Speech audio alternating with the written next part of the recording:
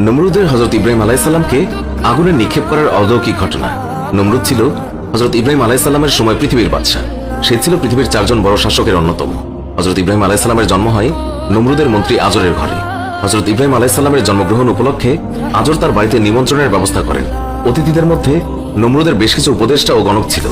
মধ্যরাতে ভোজনপান শেষে সবাই যখন গৃহ ত্যাগ করছিল, তখন এই উপদেষ্টা দল আকাশের দিকে তাকিয়ে দেখল পূর্ব দিক থেকে একটা নক্ষত্র ছুটে এসে আকাশের চারিদিকের 4টি বড় নক্ষত্রকে এক একে গিলে ফেলল। তখন গণকরা বিষয়টি গণনা করে জানতে পারে যে পৃথিবীতে এমন এক শিশুর আগমন ঘটবে যার হাতে নমরুদের পরাজয় ঘটবে।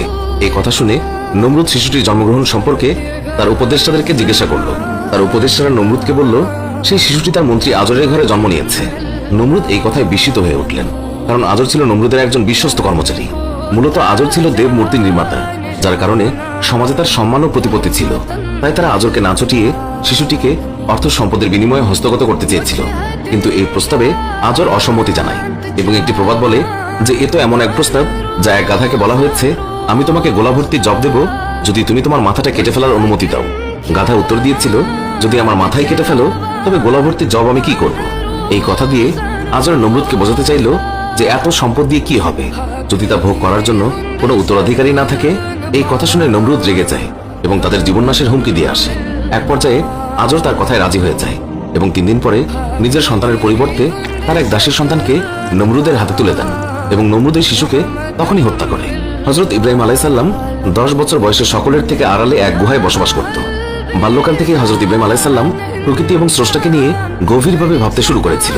অবশেষে সে আসল স্রষ্টাকে চিনতে পারে, আর তাই তার গোত্রের দেবদেবীর সব মূর্তি ভেঙে দেয় এবং বলে, যারা নিজেদের রক্ষা করতে পারে না তারা তোমাদের কিভাবে রক্ষা করবে। এর ফলে হযরত ইব্রাহিম আলাইহিস সালামকে বন্দী করা হয় এবং নমরুদের দরবারে নিয়ে যাওয়া হয়। তখন ফেরাউন তাকে জিজ্ঞাসা করেন, হে ইব্রাহিম, তোমার প্রতিপালক কে? হযরত ইব্রাহিমের জবাবে বলেন, যিনি এক, যার কোনো শরীক নেই, যিনি আরশের অধিপতি। নমরুদ রেগে গিয়ে তার লোকদের বললেন, ওকে পুড়িয়ে ফেলো। নমরুদ বলল, একটি অগ্নিকুণ্ড তৈরি করো আর হযরত ইব্রাহিম আলাইহিস সালামকে জ্বলন্ত আগুনে ফেলে দাও, আর পাহারা দাও যেন আর কোনো সাহায্যকারী তাকে সাহায্য করতে না আসে। লোকেরা এক জায়গায় লাকড়ি জোগাড় করে সেগুলোতে ঘি তেল ঢেলে তাতে অগ্নিসংযোগ করলো। 7 দিন পর পূর্ণ অগ্নিকুণ্ড তৈরি হলো। কিন্তু সমস্যা হলো, হযরত ইব্রাহিম আলাইহিস সালামকে আগুনে নিক্ষেপ করার জন্য কেউ আগুনের ধারে কাছেও পৌঁছাতে পারছিল না। একসময় ইবলিস পর্যটকের বেশে সেখানে পৌঁছে চরক গাছ তৈরির পরামর্শ দিল। এই মুহূর্তে উদ্যোগকে সফল করতে জনগণকে ব্যাপক উৎসাহ জুগিয়েছিল।